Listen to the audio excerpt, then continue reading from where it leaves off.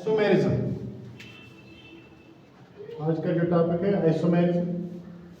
Before we will start isomerism we will remember what we have read after the time hydrocarbons, वहाँ से जो types आते हैं alkenes, alkynes, single bond, ये होता है double bond and this is called as triple bond. तो ये हो सिंगल बॉन्ड। आज का जो टॉपिक है इट इज आइसोमेरिज्म। जैसे हमने पढ़ा allotropy, existence of carbon into two or more than two different forms is called as allotropy, and the forms are known as allotropes, that is diamond and graphite, fullerenes or Buckminster। इसी तरह ये होता है isomerism. Isomerism भी वही concept होता है on the base of allotropy.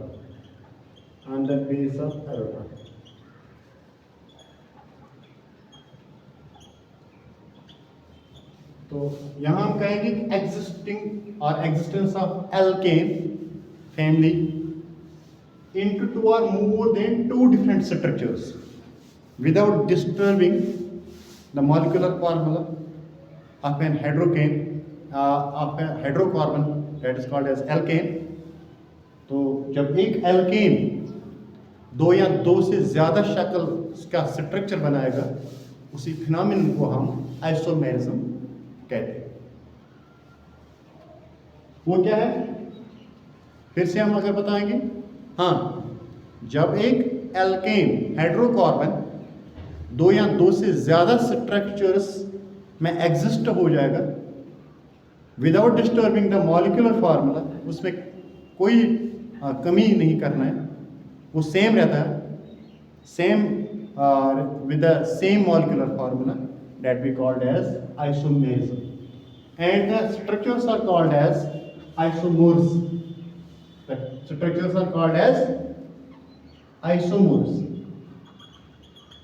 तो वो क्या है हम देखेंगे इधर।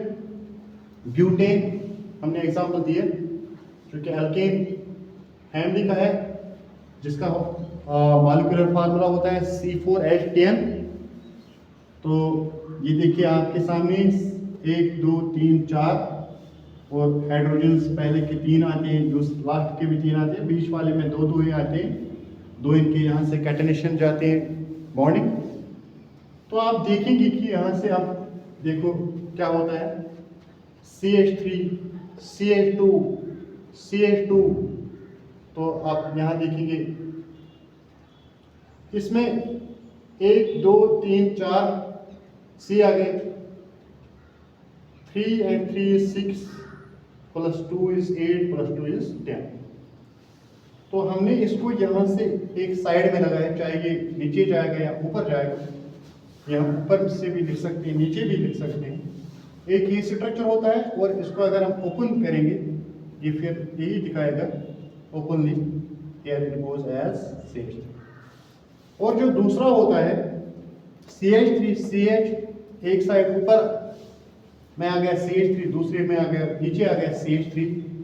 तो इस वाले स्ट्रक्चर को हम देखेंगे 3 3 3 and 1 is 10, C भी इसके 4 आ गए।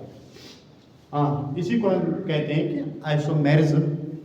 जब मॉलिक्यूलर फार्मूला सेम रहता है तो स्ट्रक्चर्स डिफरेंट होते हैं, that is called as also skeletons structures का और एक नाम बताते हैं सिकल्टन्स, डिफरेंट सिकल्टन्स होते हैं। तो इसी को कहते हैं आइसोमेरिज्म। और इस वाले को कहेंगे जिसमें एक ही ब्रांच होता है नीचे, इसको हम कहते हैं आइसोब्यूटेन, और जिसमें 2 ब्रांच होते हैं उसको हम कहते हैं नियोब्यूटेन। और जब हम नॉमेनक्लेचर के कंसेप्ट से जाएंगे, इनका एक कॉमन नेम है आइसोब्यूटेन एंड नियोब्यूटेन। तो नॉमेनक्लेचर के नाम से CH3 को मीथाइल कहते हैं, यहाँ से भी CH3 है, इसमें एक मीथाइल ग्रुप है, इसमें 2 मीथाइल ग्रुप आ गए, तो फिर उसका नाम उस टाइम क्या आएगा वो आपको बाद में ही पता चलेगा जब हम नॉमेनक्लेचर दिखाएंगे, उस टाइम इनका केमिकल नेम हम लिखेंगे आइसोपेंटेन, ब्यूटेन और नियोब्यूटेन। ठीक, फिलहाल आप याद रखेंगे ये आइसोमेरिज्म रिगार्डिंग कॉन्सेप्ट है कि एक हाइड्रोकार्बन जब दो या दो से ज़्यादा एल्कीन फैमिली वाले का हमने लिया, तो जब दो या दो से ज़्यादा स्ट्रक्चर्स में एग्जिस्ट होता है without disturbing the molecular formula, the phenomenon is called as isomerism, and the structure, different structures are called as isomers.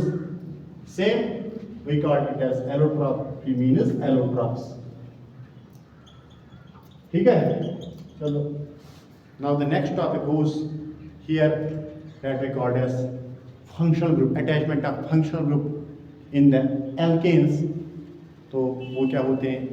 Functional groups and heteroatoms. That is the next topic. ठीक, that we will discuss in another topic. Okay, चलो।